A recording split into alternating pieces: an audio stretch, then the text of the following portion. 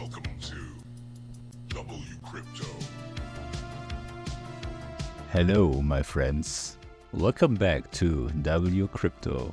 Since the double bottom of 74,900 last week, Bitcoin got tangled into another consolidation after hitting 86,000 today. That was our short-term target mentioned in the last few videos. Now we see price pulling back to around 83,500. This level acts as a pivot point for multiple technical factors. It aligns with the yellow downward trend line, resistance from April 10th, and support from April 12th. In my opinion, this area could serve as the new support zone for another leg up. But when we look at the 3-day liquidation heat map, we can see a problem forming.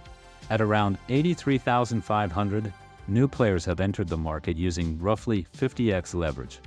That has created a hot pocket around 82,300. Sadly, there is another hot pocket just below.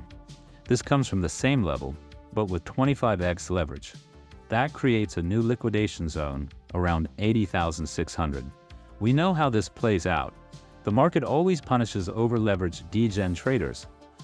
If this pocket gets hunted, it might trigger a fast intraday scam wick below the yellow trend line.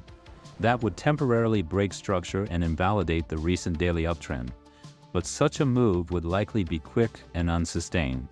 In the broader view, it is not acceptable to break that upward momentum. There is one more issue to monitor. On the 1-hour time frame, money flow is dipping into red.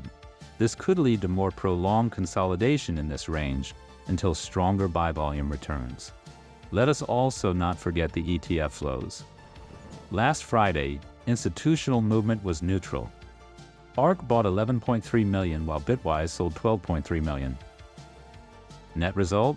Just minus 1 million. That shows selling pressure has likely cooled off. What matters now is how they trade again on Monday once markets open.